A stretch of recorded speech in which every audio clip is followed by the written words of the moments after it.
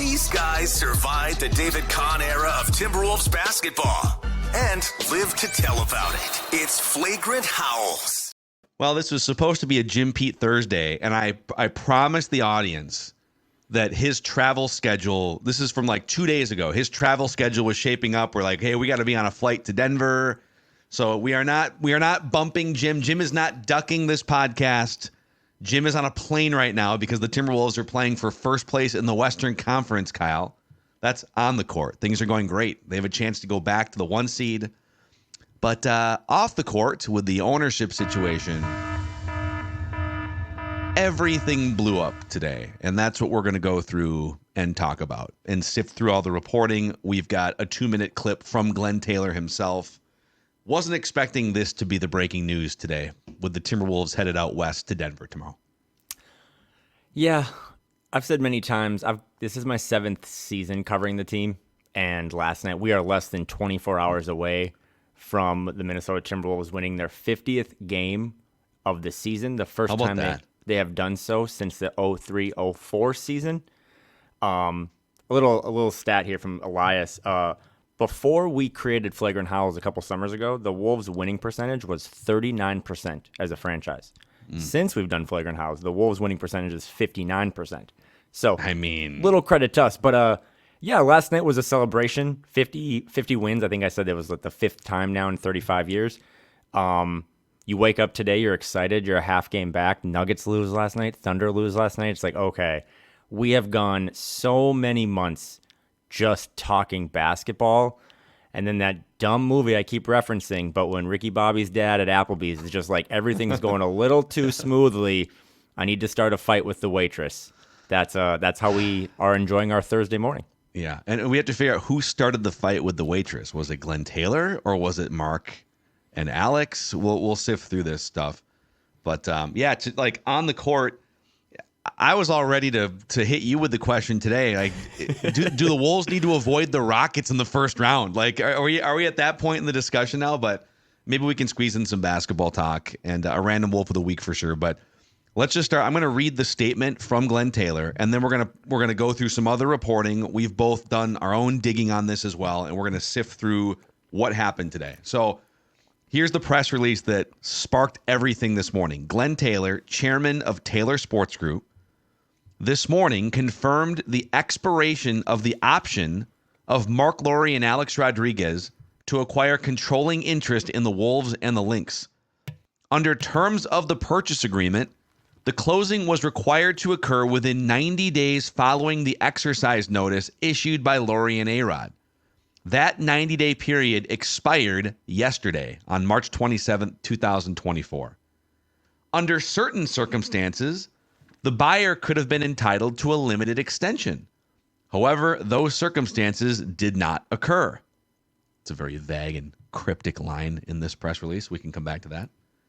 Quote from Glen Taylor, "I will continue to work with Mark and Alex and the rest of the ownership group to ensure our teams have the necessary resources to compete at the highest levels on and off the court. The Timberwolves and Lynx are no longer for sale." Mic drop. Buried the lead there, by the way. Like, how about the first sentence of this press release being, the Timberwolves and Lynx are no longer for sale, and then getting into it. But that was the mic drop final line.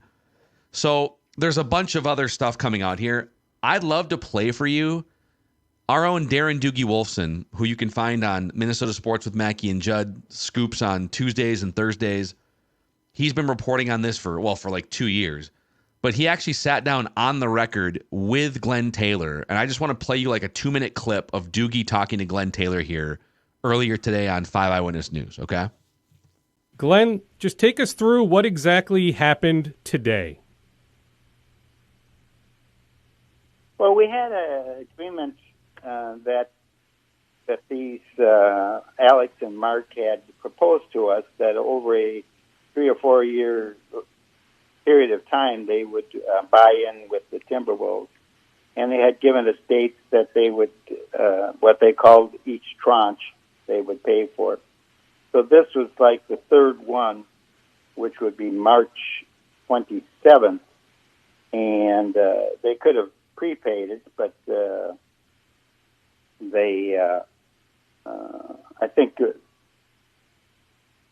just had difficulty getting it done. And the March 27th date passed, and they didn't complete the contract. So we think at that point we voided the contract, and we'll just leave it as it is right now. They have bought in their 36% of ownership in the Timberwolves, which they can keep, and I'll keep the controlling interest, and the other limiteds that we have will stay in, and we'll just continue to move ahead with that.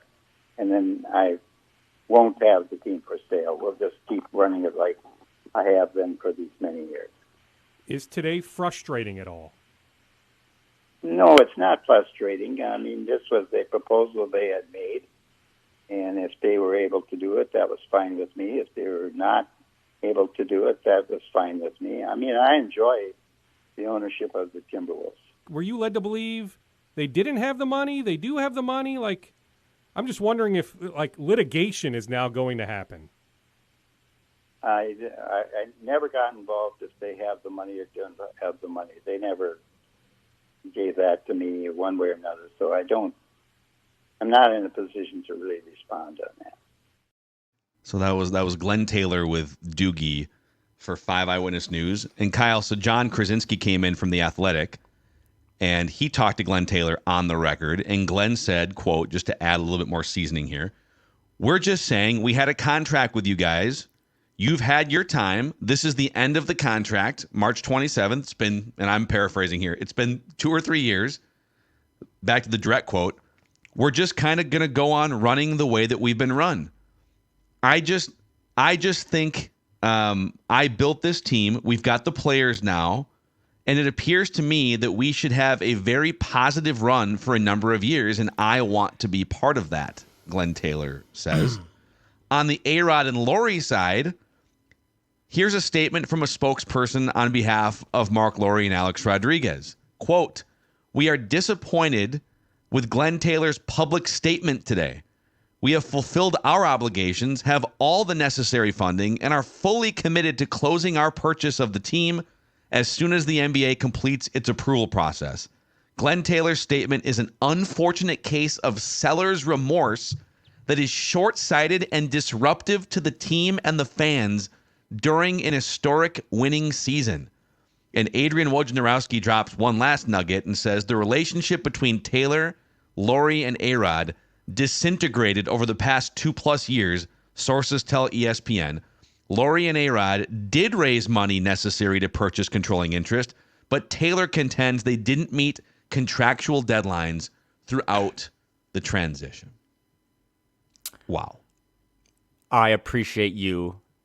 We talk on this pod, I think, more than any other Timberwolves pod, just kind of about media and how this all works. I also think we should touch on that a little bit today, too. But I appreciate you getting the car on the interstate here like a real adult, because I'm going to take it 90 different ways.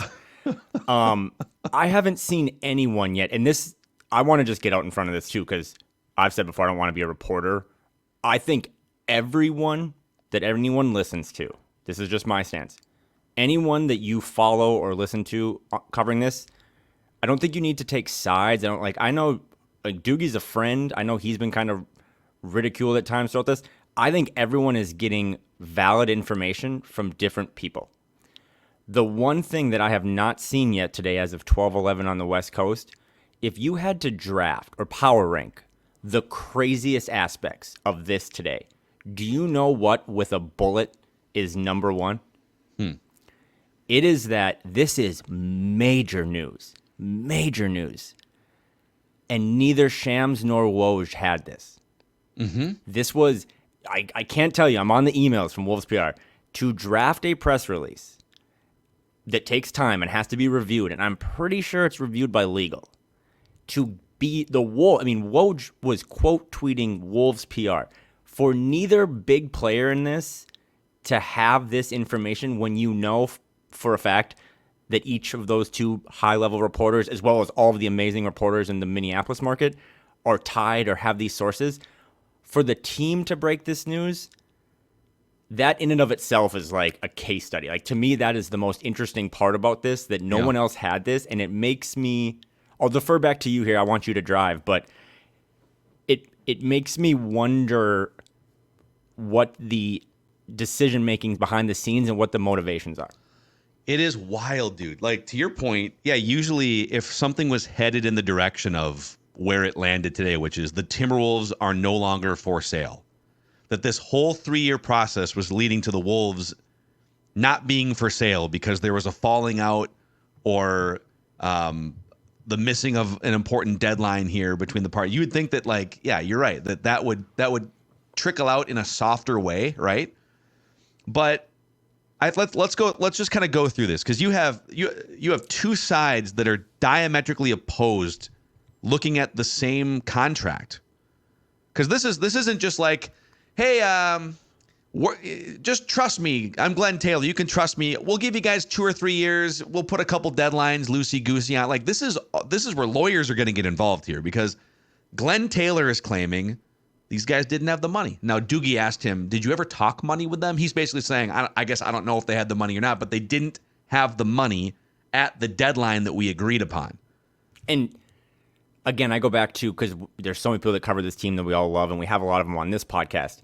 What I'm trying to say is, because I am kind of friendly with all of them, I don't think that just because someone reports something that you might not like or seems weird, that it's wrong.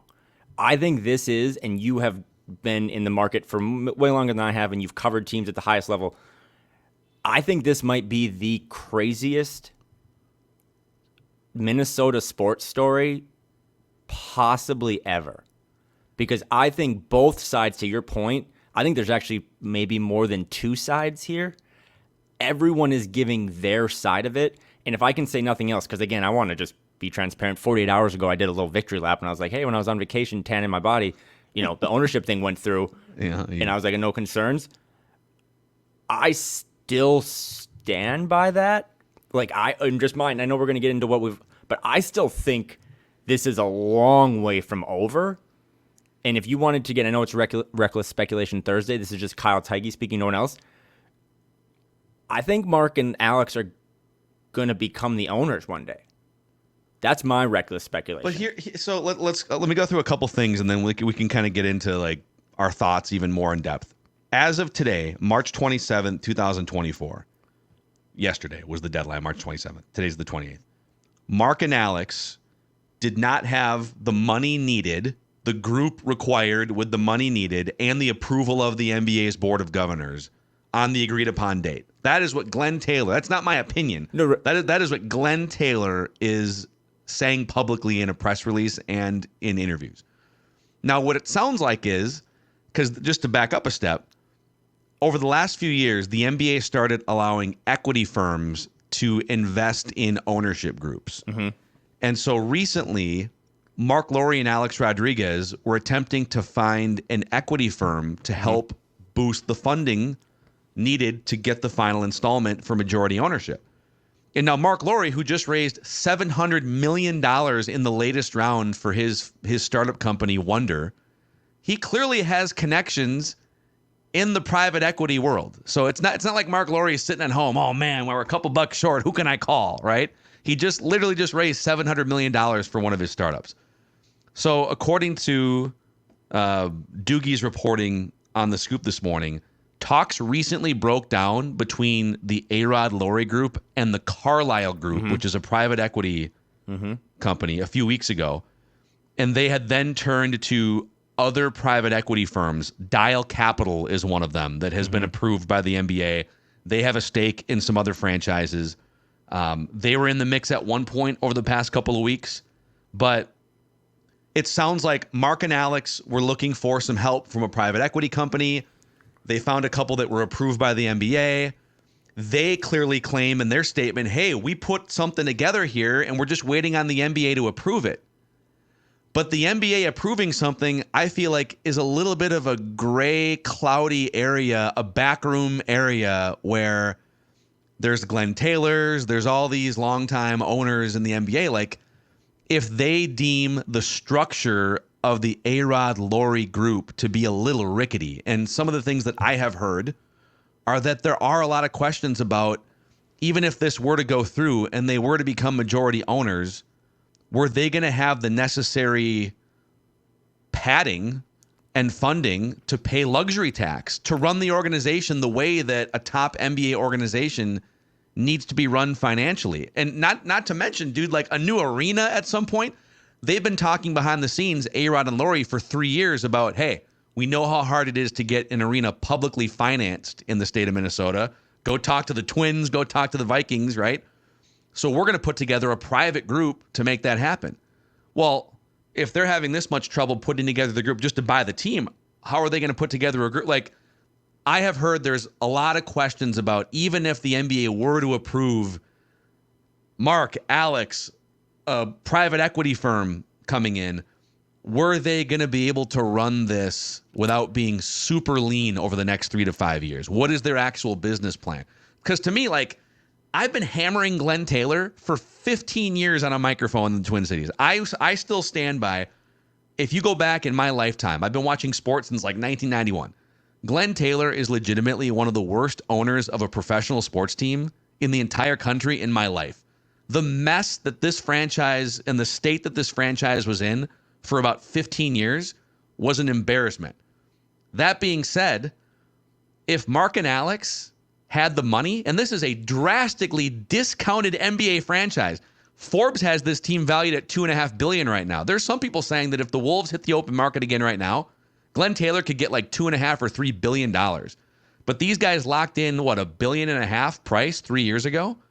And if they're having trouble after 1 year, after 1.5 years, 2 years, 3 years, like here's another deadline, it's an unprecedented structure, a 3-year structure to get ownership passed on to another group. Like, you either have the group, you have the money, or you don't. Like, why has it taken 2 or 3 years? That's my biggest question. Why not? What, you can't write a check 6 months ago? Like, why is it coming down to the wire this aggressively? So it's a mess, dude. It's a mess. Again, I will just say that I have an ear in this, or one person. A lot of people, I think, have various different sources. This is my passion, not only because I love the Minnesota Timberwolves for the 35 years of their existence and my existence on Earth, but I also, and you know this, I just love sports business. I love this stuff. You kind of threw a lot at me, but I want to hit on some major points. I'm just going to say this for Kyle Theige. I'm not going to comment on the money thing, because Glenn said or hinted that they didn't have the money. Mark and Alex had a statement to The Athletic that said they do have the money, and Woj said they have the money. Now, to your point about this 24-month layaway plan that I've called it, that some people are like, please don't call it that, that is weird, for sure. Mm-hmm. But I have to cycle back to my first thing, and it was kind of like a hint, so now I'll just be more blunt with it. The fact that no one in the local market or the national market had this needs to make you raise an eyebrow. Because this, to me, is like Glen Taylor, again, just in my opinion, you read all his quotes. The one that he could have just done a press release today and been like, you know what? There were some business milestones that weren't met. I'm pulling my team off the market. People do that with houses all the time, right? I don't love I built this team, we've got the players now, and it appears to me that we should have a very positive run for a number of years, and I want to be a part of it, because I was at the opening ownership press conference when they all set up there at Mayo Square, and it was Mark and Alex and Glenn. Okay, I was also there when I'm pretty sure Glen Taylor said on the record, I didn't know who Tim Connolly was. Yeah. Okay, so I don't necessarily, I'm just poking holes in things that are out there. I don't know if Glen Taylor built this team. And this idea of like, well, shit, they're kind of good now. I wouldn't mind holding the Larry O'Brien trophy up there. I don't know who's advising Glenn, because I would have just left the press release and gone back to an afternoon 8-hour nap in my little home in Florida. Yeah. I don't think we needed to do all these, because that now you're just saying different things. Now you're saying that they didn't meet their contractual obligations and I'm going to have to pull it back. But then in the same vein, you're like, yo, Ant has some nasty dunks. I kind of want to be the guy that owns the team. You can still sit there, Glenn, buddy, we can retire your sweaters. I've seen Weekend at Bernie's. We can put you anywhere. Okay, yeah. Yeah.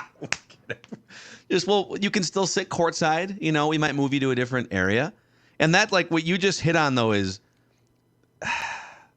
it does feel like going through Glen's comments in the press release all the way to the Doogie interview to Johnny K.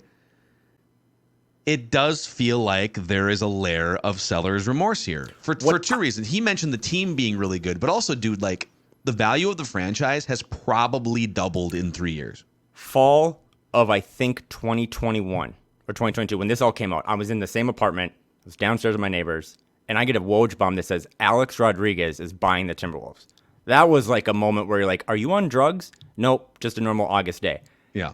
At that exact moment, still living in Portland, Dane and I did an emergency podcast. This was pre-Flagrant House, back in the bad days. And I said, my friend who works in the Blazers organization just texted me 1.5 LOL. They're easily worth 2.2. Yeah. That was 24 months ago. So we already knew that he kind of took a discount. And also, if you did, just going to throw this out there because I'm a factual-based reporter, Phil, Glen Taylor's 82 years old. If you wanted this to be sold, why not just try to do everything you can? Again, we're less than a week away from when Shams, who has been really, really on the A-Rod Lore side and has been in a lot of that reporting, was like, hey, they just gave paperwork to the league. So what happened in that week, right?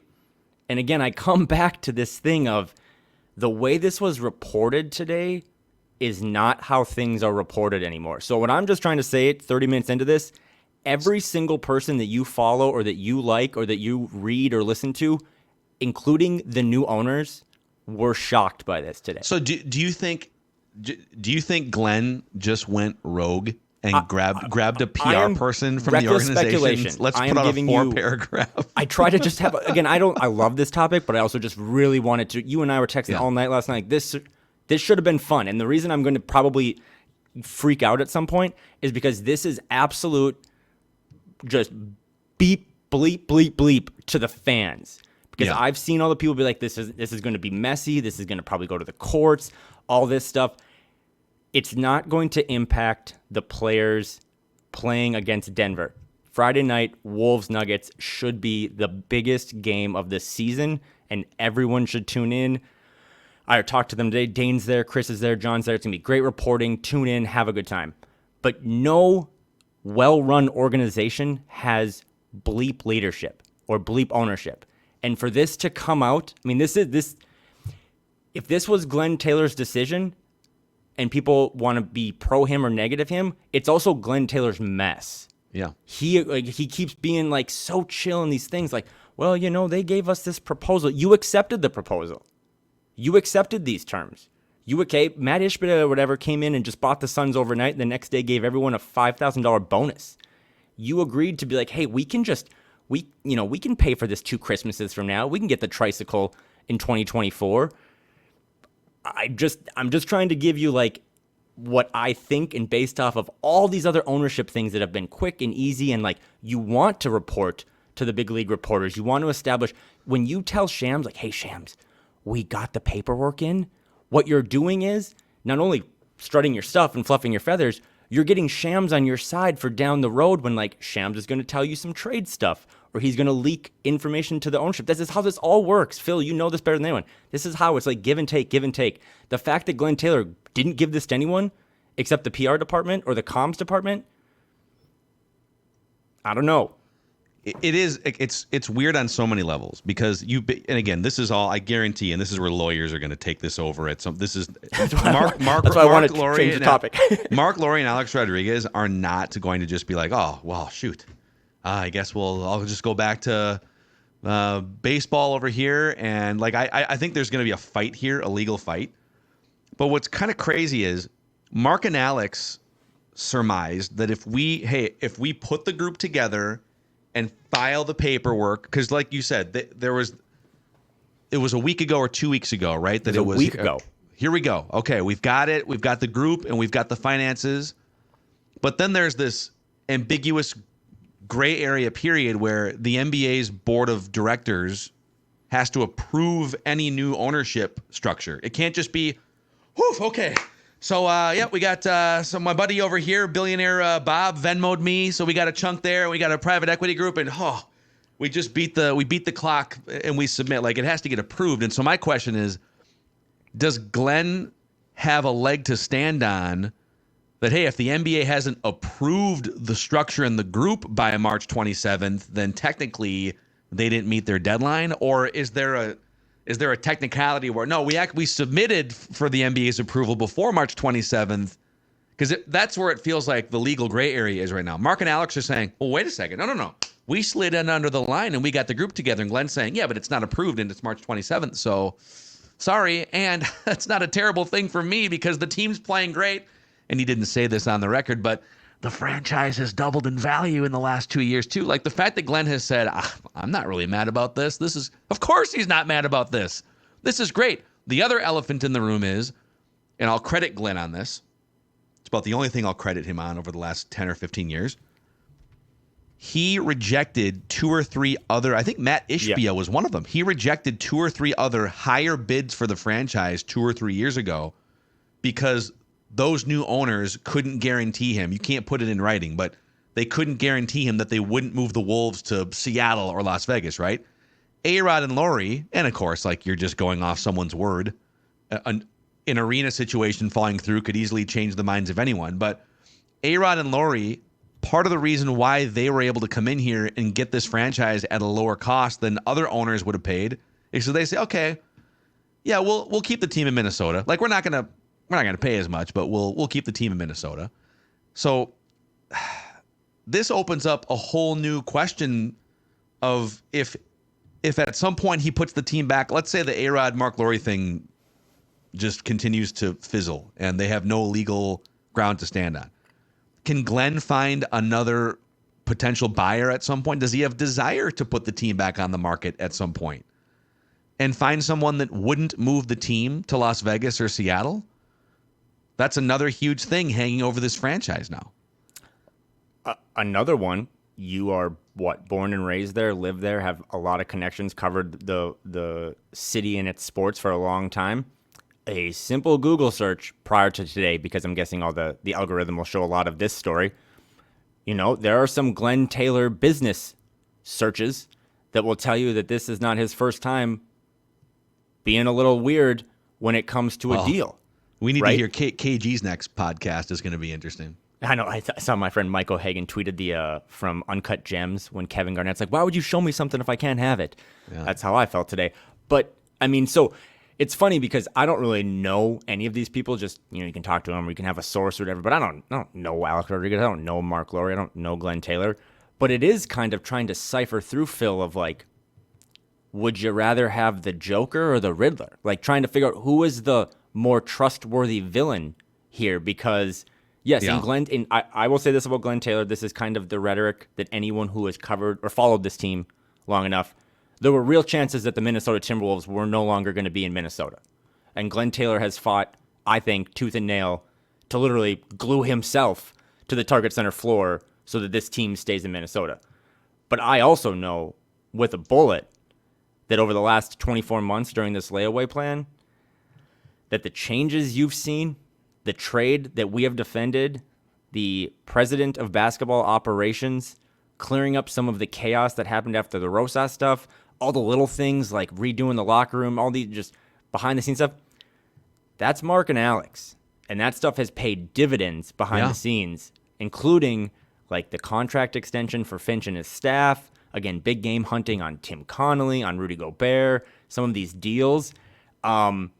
That's what, I'm sure people thought it was hyperbolic, but that's what makes this, I really do think, the most interesting like Minnesota sports story possibly of all time, is that I don't even know, it's pretty easy once you have a couple hours to digest, okay, I think I'm going to side with that person. I have no idea who to side with. Because you could literally do like a tail of the tape, and you could line up all the reasons why there's problems with both sides' stances here. Like on the Glenn side, there's just the problematic tenure of his ownership, where outside of Kevin Garnett carrying the franchise and Flip Saunders for 2 different stints, it's been the most embarrassing franchise in American team sports recent history. Mm-hmm. I mean, it's right there with like the Cleveland Browns and the Detroit Lions for a long time. I mean, the Timberwolves over the last 35 years are, unfortunately, and we love the team. We're sitting here on Flagrant Howls multiple times a week, but Glen's legacy as an owner is mostly a bunch of bumbling mistakes and incompetence and last place finishes and whiffing on Steph Curry twice by drafting Johnny Flynn. Like, his legacy is mostly that. Let me just, we're doing this in real time. It's afternoon here. Glen Taylor right now is on the Chad Hartman show. WCCO radio. Okay. This is from Seth Kaplan on X, the application, not the drug. Glen Taylor with Chad Hartman show when asked if the reason for this happening is because the franchise might be worth double what he was selling it for. That's a great question. Glen, partly so, yes. I have a responsibility to those who have been on the ride for the last 40 years. What? So he admits that it's seller's remorse. The little okay, just one of these things. Again, I just want to say, the thing that I'm most... man, I can't blame him. Hey, yesterday's price isn't today's price. What can I say? But on the other side, okay, you're Mark and you're Alex, and you just locked into this sweetheart deal for one of 30 NBA franchises 2-3 years ago. And the selling price at the time is a discount. And now you tack on 2 more years and NBA growth. And the lowest team valuations, according to Forbes, before this season started were the Grizzlies and the Timberwolves, both at $2.5 billion. So the Forbes valuations, and those aren't exactly how you would price out buying a team, but the Forbes valuations have this as a $1 billion discount from the price that you agreed upon 2 years ago, right? And I agree. I think it's probably more if this team hit the market with Anthony Edwards and his growth the last 2 years, and this team being at the top of the Western Conference, it feels like it's the start of a winning window. It is probably a $3 billion price tag. So Mark and Alex know that as well for 2 years. Write the check. No, again, Get the group together. Why don't you have this buttoned up before the last minute? Hey, it's time to hand in your term paper. It's time to hand in your homework. But why is it taking this long? That's why this will go to court. This has no choice but to become legal, because I heard you today when you had Doogie on too. That is such a clean, good, I'm jealous take to be if you knew the value of this thing was skyrocketing, going as high as Anthony Edwards can literally jump. Get it in. But anyway, but on the same side, you work really high up in business. Phil is not just a content maker; he's a really smart businessman as part of SKOR North and Hubbard. If they thought they've been doing all the terms of this, business acquisitions and stuff, the overnight Phoenix Suns Phoenix Mercury trade or sale, that's rare in business. I'm not going to get too specific, but my organization just acquired a chunk of hospitals. It's going to make this mega hospital thing in the Oregon Portland metro. It's been going on for 6 months with very little clarity. There's so many things to hammer out. Now, this one is about as weird as it gets, but I don't know. Again, to what their statement said, and I don't care who, I want to get this off my chest first, and I hope that you understand and let me land this plane, but I don't actually care. I was talking to Jake Painting this morning, Howls and Growls, I don't care who owns the team, right? Because on the same side, I'm probably coming off very anti-Glen, as we've said, for good reasons. Again, he could have just said the statement today. Every time, in my opinion, he has spoken on the record, it's gotten worse. And again, now it all comes from the beginning bleep storm of he just basically gave a press release out without any sort of, media reporting. I don't care. But on the Mark and Alex side, if they really did struggle with the money, which I don't believe, but if they did, you do not want broke boy owners coming in when you're facing $100 million tax bill. Yes. But I don't care about any of that. We're 35 years in. This team has been good for about 2 of them. Okay, I know I can't say on this. Don't bleep the fans. Do not let this is the last thing this team needed. The vibes were so good getting on that plane today with Jim and Grady and Allen and everyone going to steal first place in the Western Conference and win a playoff series for the first time in 20 years. Well, guess what? If you don't know how media works, Tomorrow night, all those players are going to get asked about this. Okay, and now you have, and I don't think they care. I think Tim Connolly is going to earn his salary here, being like a meat shield for all of this and being like, we are centrally focused on basketball and centrally focused on bringing a championship to this city for the first time in men's sports in, 2 decades, 3 decades, whatever. But do not let this petty bleep mess up 35 years of fans waiting for something like this, okay? Because I don't know what Mark and Alex are owed or deserve. I don't know what Glen Taylor or Becky Taylor, one of his 6 kids, are owed or deserved. But the fans that are once again swallowing the pill for high increases in season tickets next year, they deserve to have this team they deserve to eat at Applebee's. They deserve to have an Applebee's meal and not have some stepdad or some, old 82-year-old man or a former baseball player mess up the Cajun Tots. Dude, Cajun Tots, by the way, don't sleep on Cajun Tots. God. Fantastic. So annoying. Dude, to your point about Glenn, this is one of the most amazingly selfish, tone-deaf ways to go about this. That's my point about the original thing, that he's just pulling the plug by himself, going rogue. I really do think that. Yeah, couldn't he have? Was there a better way to go about this, to not just drop a grenade in the middle of this wonderful Magic season, the best season in 20 years of Wolves basketball? But to your original question a few minutes ago about, you kind of said you don't really it's about the game and the fans, but you don't really care as much about the ownership situation. So I care very deeply about the ownership situation, and I'm looking at a tale of the tape. I love the way you you said, you kind of pontificated, are they broke boys? Not broke boys relative to the other NBA owners, by the way. They're not broke boys compared to idiots like us. But if my choice is, well, you're broke now, you're house poor. Now I'm broke, yeah, actually. I can't afford 1%. But I don't want Glen Taylor to own this team anymore. And I'm done with Glen Taylor as the owner of this team. And I actually, I gave him so much leeway the last 3 years. I've barely ripped him for 3 years because you know what? All right, cool. He's empowering smart, progressive minds to come in here and hire the right people, go spend a boatload of money on Tim Connolly. The Anthony Edwards has sort of taken over as the face of the franchise, and Glen Taylor has just taken a back seat or a front seat with his little sweaters at Target Center, and that's great. I don't want him to own this team. But on the flip side, and where I do defend him a little bit on this is, if he has sniffed out that these are broke boys relative to the rest of the NBA owners, and he is saying, well, my plan was to let this go through, but these guys, and there's another thing here that we haven't really touched on, that the relationship, according to Woj, has disintegrated. I have also heard that there's been very little communication for at least a year between Alex, Mark, and Glenn specifically, which is weird because sometimes they're all in the same arena watching the same game from the same courtside seat areas. But if these guys are coming in here and they're just stretching to find the funds, maybe they put together enough funds to get to the right number to buy the team according to the legal paperwork. But do they have enough funds and resources to pay second apron luxury tax money or even first apron luxury tax money? Great point. And have the same number of people in the front office and scouting departments and analytics and all these things that you need to run a top organization? I don't know. I'm not sitting on their bank accounts, but I know that there are smart people and people connected that have grown to question whether they have the right level of funds to run a top NBA organization. So what do I want? Do I want Glen Taylor to keep running the team?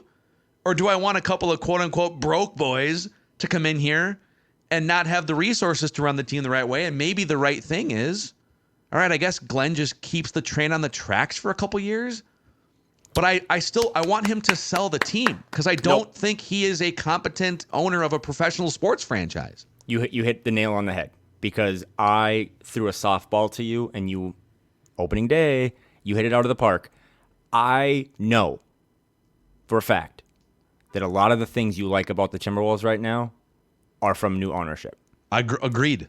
But what I don't know, and only people listening to this that work at Eide Bailey know this probably, is who's paying for that. And I think it's probably Glenn, right? So big game hunting, that's Mark and Alex's idea.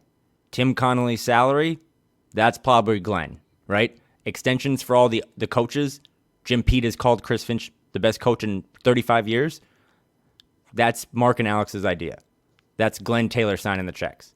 Okay? So, with all of that said, and heated rants and all this stuff, the one thing I know for sure, and you know this too, covering this market, and people won't want to hear this. This isn't a threat, by the way, but I've told Dane Moore in passing, if the Wolves ever, I don't care what happens, if the Wolves mess the Anthony Edwards thing up and he leaves, I'm done. Like I know fans listening to this have been through a lot. This is the type of thing, I know that like this happening today shouldn't impact their shoot around or anything other than people asking about it.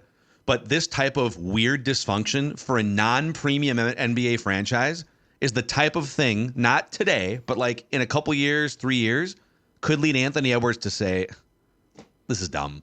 And if you think that's dumb, you're wrong. Because this now doesn't affect them in that locker room. But when, or if, let's hope to God they play into June and they just Ewing theory this to the utmost level of just bleep ownership. I've always said you should never like your owners anyway. But if they bow out in the first round and you have this ownership stuff, this is where narratives just start. I mean, I'm just like on the For You page. Andrew Yang is like tweeting about this. Like, this is going to go all over the world, right? In terms of this story. And the last thing you need is distractions. So I think I'm not worried. Ant hasn't even kicked into his extension. You have all of your best players signed through next season. From a basketball standpoint, as Britt Robson said earlier today on Dane's pod, everyone should just continue to enjoy this ride of what has been through 72 games, the best start in Timberwolves franchise history. The best start. They have to win a lot of games to get to 58 wins. I don't know if they'll get there. I'd love to talk about that instead. But if this is the type of stuff that gets used against all-star, superstar players in small markets if they don't win. So yes, this won't affect them, I don't think, in the locker room, but it does kind of unintentionally put a target on their back to win. And winning has cured a lot of this. Because I'll tell you right now, if this team was 20-62 and this news came out today, there would be a ton of Ant pieces about he needs to get out of there. For sure. Ant deserves better. Well, but he's 50-22. There's going to be pieces regardless now. But that circles back to the fan thing. Like, you finally have threaded the needle. You have, Avengers, one finger up, one of the 1 million simulations. You're going to figure it out. And whoever is to blame needs to be flushed out immediately, because this is the first time in 35 years that you've had everyone on the same page all the way up to the C-suite. And that's just not going to fly. The fans deserve better. A couple other notes on this. One, I'll just give you one last opinion on this, and then I'm going to read Ross's transcribing from a Royce column. So I'm going to read some of that. Good. Royce, Glen Taylor, who owns the Star Tribune, by the way. So Royce talking to his boss, getting some quotes from his boss. But I don't trust Glen Taylor, but I don't know if I trust Marc Lore and Alex Rodriguez as majority owners of a franchise. And I think you nailed it too, man. Like, look at us, just bowing down to each other's takes here. Right, it's great. I love the way you put it, because I have heard and have felt the same thing being around the team and talking to a bunch of people for the last 2 years, that a lot of the positive changes, the positive vibes, the culture, a lot of that is Mark and Alex coming in with a fresh perspective, a relatability to modern professional athletes. But whose money are they spending? When Tim Connolly, when you get to sit in a room with Tim Connolly and say, we'll double what you were making in Denver. Glen Taylor's writing those checks, right? Mm-hmm. So, man, there is a chance, and this is why this is the perfect, and I say that tongue in cheek, this is the perfect 2024 story, right? Because more and more people have replaced trucker hats with tinfoil hats, and the conspiracy theories will fly. And you know what? In this case, they deserve that, because this organization, I mean, Dane, if you go to the 4340 mark of Dane's pod today on YouTube, you can see his reaction reading this in real time, and he's just like, are you bleeping kidding me? That's why he was recording him and Britt were going live today, and he's just like, Britt, I got to interrupt you. Like, Dude, we were live with Royce this morning, like 20 minutes in. I was like, I'm sorry, guys. And Dana and Britt had a good, again, if you fast forward to that part, they had a really good explanation on this. Dana and I will record on Saturday, little shameless plug, and we'll get into this even more. We just need to flush out more information because, again, I think the people that I look up to or I trust the most, they don't know. And that's why this is all so weird, and now we're getting more snippets and interviews. Ross just said that Glenn said on some interview today that they also have 3 grandbabies at his house, and he's going to have to go take care of them. It's just like, this is so Glen Taylor. Like, I will guarantee you, Phil, Thursday night down in Florida, they're all having lasagna. Like, that just like is the most perfect way to capstone this. But it doesn't matter in big business and billionaires and, just dick swinging contests. You finally have put a good product out there, and you go to all these games, like you have the most passionate, well-deserving fan base, and we are 2 weeks away from the end of the season. You cannot let this interfere with the on-court stuff. And again, a little selfish here, 40 minutes in, I wouldn't want anyone else coaching this team right now other than Chris Finch, because I don't think he gives 2 bleeps about any of this, and he is going to isolate those guys along with Tim Conley and the rest of the front office to make sure it's just about basketball. But as a lot of people say all the time, like, things are bigger than basketball, and I think this is a topic bigger than basketball, and if it's not handled appropriately, forget letting the plane land. Like, the plane is now just doing circles in the air, and Glenn might be flying it, might not. They just cannot let this spiral out of control, because this is how you lose your favorite fans, your favorite coaches, and your favorite players. Well, what's going to be really interesting here is Glenn, A-Rod, and Lore, in their public statement, are accusing Glenn of having seller's remorse.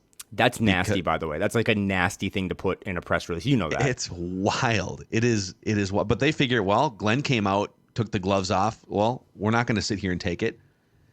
So they say he has seller's remorse. But then Glenn confirms through multiple interviews today publicly that he does indeed have seller's remorse. He literally just told Chad Hartman on WCCO radio when asked, is part of this because the franchise has probably doubled in value? He said, yeah, that's part of it. So, okay, I'm going to read you a couple other things, then we'll get to a random wolf of the week. This is from John Krasinski, Athletic. He says, here's what I can gather right now. What this will come down to is an interpretation of the agreement. Lore and A-Rod believe they have fulfilled all their obligations. Glen Taylor believes they have missed on a series of benchmarks that they were supposed to hit. The agreement calls for disputes like this to go to mediation and arbitration, where a neutral party would review the arguments from both sides and make a ruling. What happens next is not immediately clear, but this feels like just the beginning of a long process. Royce then talked to Glenn for a Star Tribune article, and Glenn said, quote, we could have gotten more. We could have gotten $2.5 billion paid up front a couple of years ago, but that person was going to try and move the team to Las Vegas. That's what Glen Taylor said in February. The deadline has been pushed back, and they missed it. That's what led to this. Royce then says, one positive for the team followers complaining about Glen Taylor staying in as owner, the demand for a new arena to house the Timberwolves could come much later with Taylor in charge, rather than if Lore and A-Rod had taken over. Quote, I'm okay with Target Center, Glen Taylor said. You would always like to see a few improvements, but I don't see a major problem with the arena for now. He said, it's business, Glen Taylor said. Everyone has the right to bring in lawyers. End quote. 50 and 22. An 82-year-old insane owner who might not even be wrong, by the way. But and that's my biggest takeaway, right? We just rambled for 48 minutes. This is like the least flagrant Howls podcast of all time. But if nothing else, we live in a world where we want instant gratification, and we want, we get these notifications on our phone.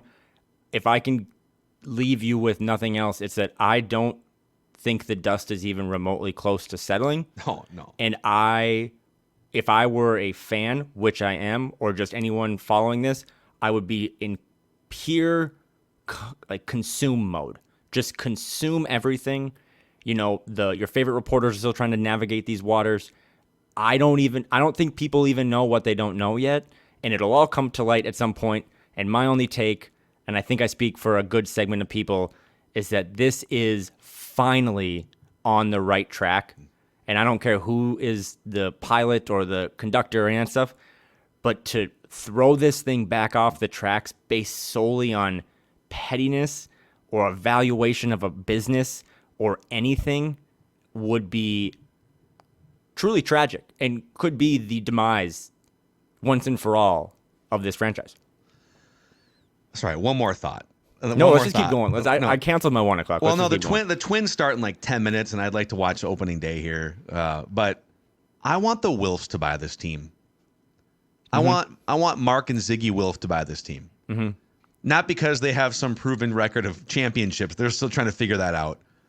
But they've been good, fair, big spending owners, right? They greenlight big personnel moves. They spend money on facilities. The Vikings across the board with the NFL Players Association survey are number one in facilities, number one in coaching staff, number one in ownership, the way they treat players. Mark and Ziggy, I think they own an MLS franchise. They own the Vikings. Go cobble together. Go into your luxury 20th story Manhattan, wherever you guys live in New Jersey, Manhattan, skyrise, and find a couple $1 billion if you could. I would love to just see some reliable owners who aren't bumbling idiots come in and save this franchise. 2 last thoughts, and then I want Ross. I know you're dying to get in here. I do want to play Random Wolf of the Week. Just curious, you haven't been asked this before. That's a great idea. The Wilfs. That would make sense, right? Like there's places across the country, right, where they own multiple of the big teams or whatever. Yeah. What if Kirk Cousins bought the Timberwolves? He's getting close. Like he probably has enough. He might have more money than Alex Rodriguez. Wouldn't that be ironic? That'd be great. So Royce did have a great column on the Star Tribune. We read snippets of it, but I would highly suggest going there to read this. But this is my last statement on this for now, and Dana and I'll have more. But to this idea that I've been trying to lay out of how weird today has been and how abnormal it has been on an abnormal topic, Royce says in his article, did the explosion in the NBA sales price lead to Thursday's decision to enforce the latest deadline and cancel the sale? Not for me, Glen Taylor said. My money's going to the Taylor Foundation, not in my pocket. But he said the opposite with Hartman. Not done yet. Oh, sorry. Remember this for when this becomes Law and Order, Minnesota SVU. But my limiteds, they might be happy if the Timberwolves are sold later for a higher price. Yeah. That is flat out criminal to say, because you agreed to a price. And yes, inflation, $5.50 for a Dasani water at the movie theater the other day to go watch Dune 2, which by the way was awesome. But that you can't use that. You can't say that out loud. Be like, but he thinks he's saying it. I'm giving him the benefit of the doubt here. Maybe I shouldn't. He's saying, well, the deadline for the agreed upon price passed yesterday, and now that we're past the deadline and it's a blank canvas, I can do whatever I want with my franchise. Yeah, I'd love to tap into that franchise inflation from the past couple years. I think that's the way his brain is operating here. I hope for his sake he talked to a couple lawyers that are trustworthy before he. I would hope that he ran this by lawyers and not the grandbabies, but you never know with that man. So, Ross, Random Wolf of the Week. Come in here, Ross. Yeah. Random Wolf of the Week, presented by our friends at First Equity Mortgage. Let's throw a shout out to First Equity Mortgage, all right? A few years ago, I had a great experience with First Equity, refinancing my home at the time with David at First Equity. David is actually a 20-year Wolves and Lynx season ticket holder. Would love his thoughts on what's happening here today. 24 years in the market. First Equity is a Minnesota-based company. They pride themselves on supporting the community.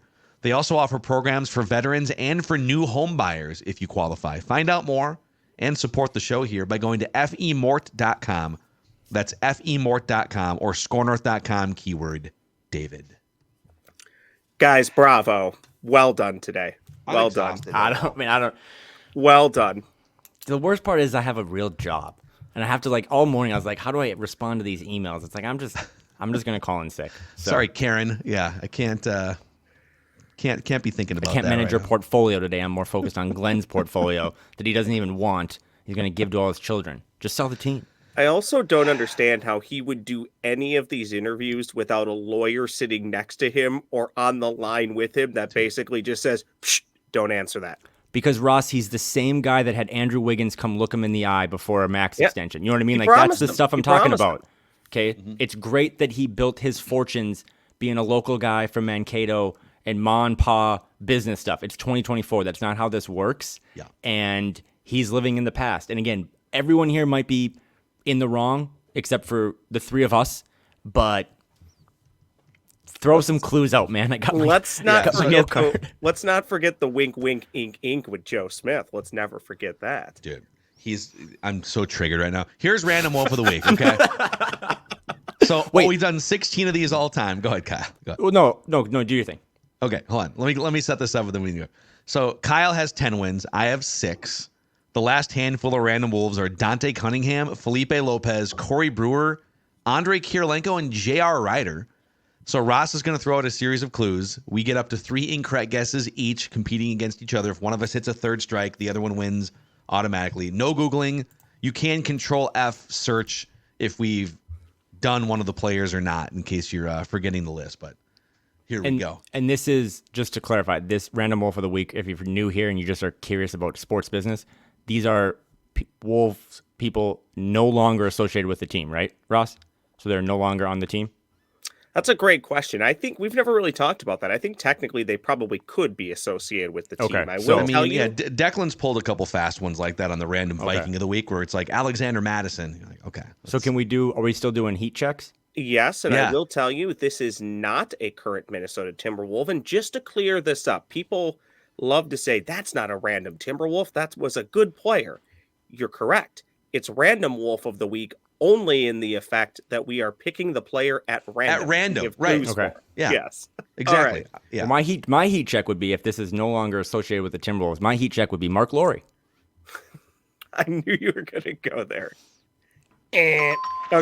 here Okay. we go. Here I we thought go. he was right. I couldn't help Blue myself. I'm so mad. Number 1, my guys. This random wolf of the week is retired from the NBA. Okay. What do you got? Let's do it. Heat check. Let's do heat check.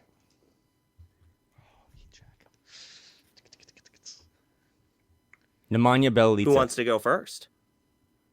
Belly. There's a delay It's here. not Bielitsa. Okay, because he just retired.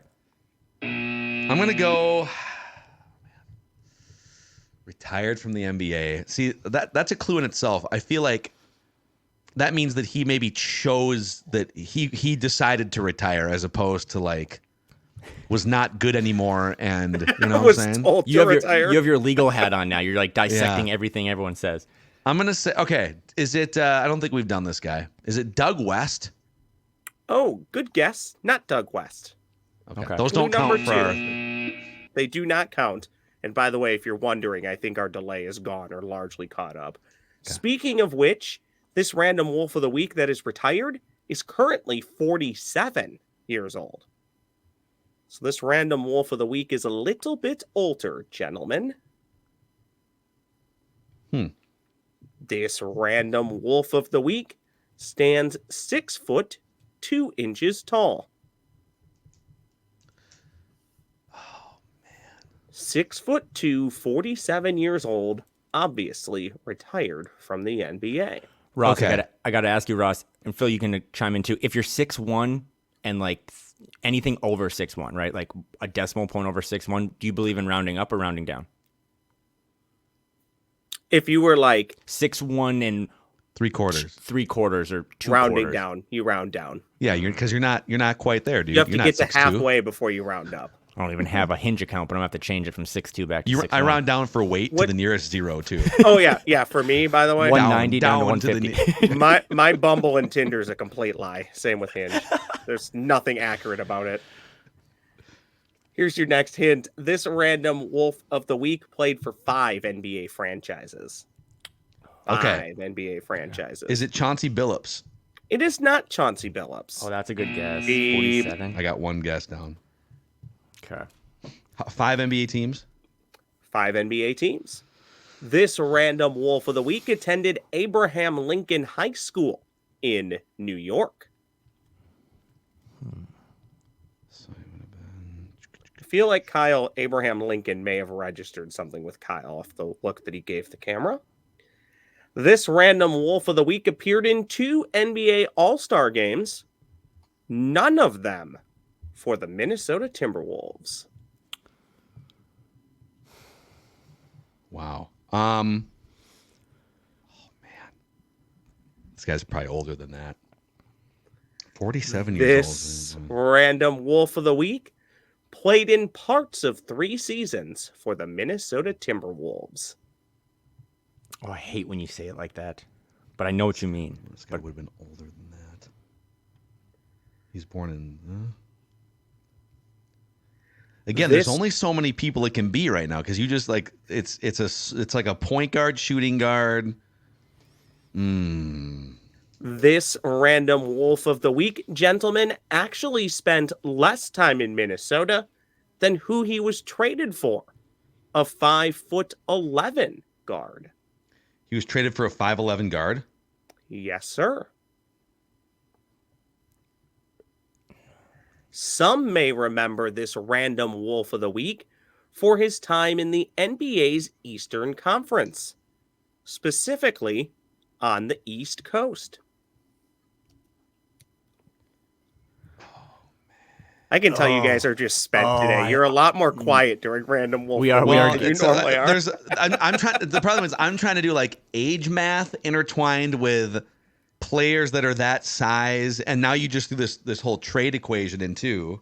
Is it Sebastian Telfair? It is not Seabass.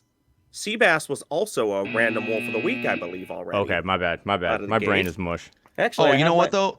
my We shouldn't list. count that. We shouldn't count that then. Yeah, he was. He was the was, fourth yep. ever random wolf. So that No, guess, that's fine. if, That's fine. if So, you guess a player that's already been guessed, it doesn't count. Fun fact, It's not a twist. this random Wolf of the Week has been named to the Sporting News list of good guys in sports 3 times. I didn't know that list existed. Now I gotta check it out. 3 seasons with Wolves. Was he? Can I ask you a question? Was he You drafted by the Wolves, or did he start his career with the Wolves, or are you not ready to give that clue yet? I'm not ready to give that clue yet. Okay. I'm not. It may be a That's okay. clue. That's fine. Should we get there? That's fine. In October of 2017, this random Wolf of the Week became an owner of his very own basketball franchise. Oh, Stephen Marbury, China. That is correct, Kyle. Stefan Marbury. That's a good clue. That's Wow. I do think I gotta look this up, Ross, but I do think him and Sebastian Telfair. Cousins. And okay, that They're cousins. I also think they went to the same high school. I also think Lance Stevenson went to Abraham Lincoln High School. Okay. So just like You know a what's little funny, dude? small world. Sorry about that one. I had to flex on that, but that was good round. I was about to guess Terrell Brandon, but then That I was would've been like, good too, yeah. it's like he's not 6'2". And they were I was like, traded I was for each other. dancing around. Yeah.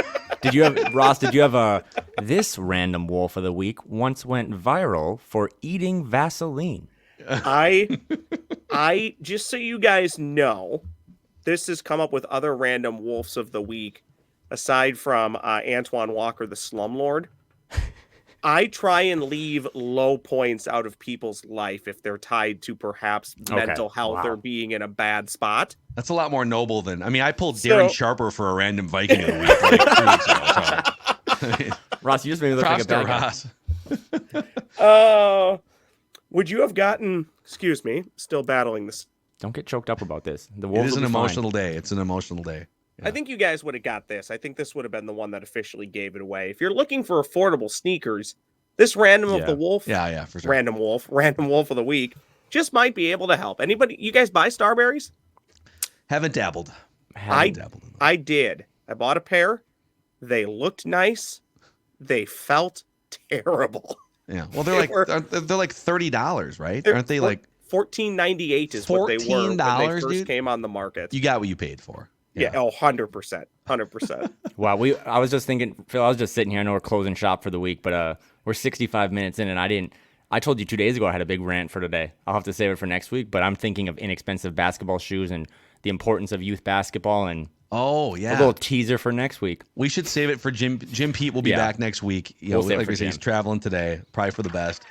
So, all right. That's a wrap here today on Flagrant Howls, hopefully we got all that out of our system, and now we get to strap in for a 10-year legal battle, apparently, between Glen Taylor, Alex Rodriguez, and Marc Lore. He's Kyle Theige. I'm Phil Mackey for producer Ross. This is a Timberwolves Lifestyle podcast.